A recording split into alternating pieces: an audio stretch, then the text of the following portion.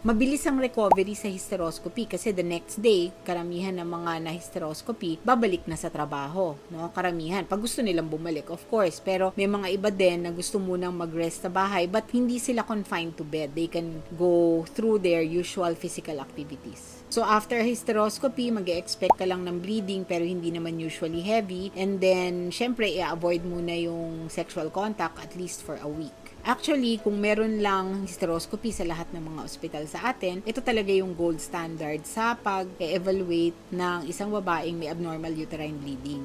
No? So, this is a better way kesa RAS pa lamang. No? So, as much as possible, kung may mga problema sa matres na kailangan masilip, makuna ng laman sa loob, kung maaaring i-avoid na mag-RAS pa, kung maaaring direct visualization via hysteroscopy, this would be better. Yung cost naman would actually depend on kung saan nyo ipapagawa. No? So, kasi